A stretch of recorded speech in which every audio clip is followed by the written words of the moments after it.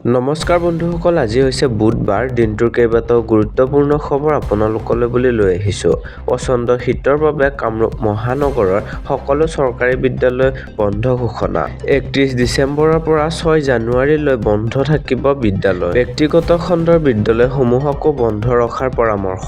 সমগ্ৰ শিক্ষা বিভাগে জাৰি কৰিছে এই জাননী। গুৱাহাটী মহানগৰকে ধৰি ৰাজ্যত বৃদ্ধি পাইছে শীতৰ প্ৰকোপ। বিগত কেইবাদিনো ধৰি ৰাজ্যত ঘন কুঁৱলীৰ আচ্ছাদনৰ লগতে বৃদ্ধি পাইছে শীতৰ মাত্ৰা। শীতৰ প্ৰকোপৰ প্ৰতি লক্ষ্য ৰাখি বিদ্যালয় বন্ধ ঘোষণা কৰিছে চৰকাৰে। সেই অনুসৰি 31 ডিচেম্বৰৰ পৰা 6 জানুৱাৰীলৈ বন্ধ থাকিব কামৰূপ মহানগৰ জিলাৰ সকলো চৰকাৰী বিদ্যালয়। আৰু বন্ধুসকল, পৰৱৰ্তী খবৰলৈ যোৱাৰ আগতে ভিডিঅ'টি ভাল পালে প্লিজ এটা লাইক কৰি জনাব।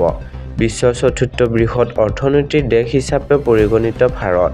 জাপানক অতিক্ৰম কৰি দ্ৰুতগতিত ভাৰতৰ অৰ্থনীতি। কেন্দ্ৰীয় চৰকাৰৰ মতে এই দশকৰ শেষৰ ফালে ভাৰতৰ জিডিপি 7.3 ট্ৰিলিয়ন মাৰ্কিন ডলাৰ হ'ব বুলি প্ৰজেক্ট কৰা হৈছে, যাৰ ফলত ভাৰতে বিশ্বৰ বৃহত্তম অৰ্থনীতিৰ ভিতৰত কেৱল। দেশৰ অৰ্থনীতিৰ বাবে আশাপ্ৰদ খবৰ। 4.18 ট্ৰিলিয়ন মাৰ্কিন ডলাৰেৰে জাপানক অতিক্ৰম কৰি বিশ্বৰ চতুৰ্থ বৃহত্তৰ অৰ্থনীতি হিচাপে পৰিণত হৈছে ভাৰত। 2030 চনৰ ভিতৰত জাৰ্মানীক অতিক্ৰম কৰি তৃতীয় স্থান দখল কৰাৰ পথত আগবাঢ়িছে বুলিও চৰকাৰে ইণ্ডিয়ান ইকনমি ৰিভিউৰ এক বিবৃতিত প্ৰকাশ কৰিছে।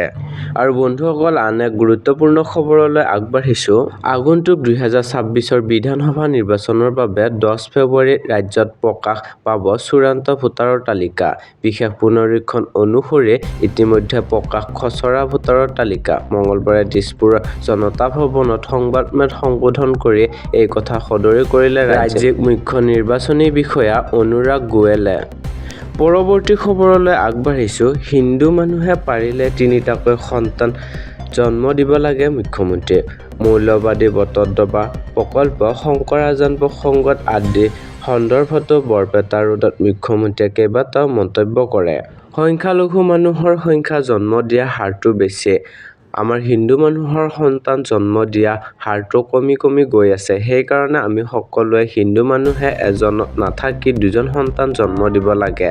যিয়ে পাৰে 3জন জন্ম দিব লাগে। মুছলিমক আমি কওঁ 8টা 7টা জন্ম দিব নালাগে, কমকৈ দিয়ক। হিন্দু মানুহক আমি কওঁ অলপ বেছিকৈ সন্তান জন্ম দিয়ক, নহ'লে ঘৰখন চাবলৈ কোনো নোহোৱা হ'ব। বৰপেটা ৰোডত এই মন্তব্য মুখ্যমন্ত্ৰী ডক্টৰ হিমন্ত বিশ্ব শৰ্মাৰ।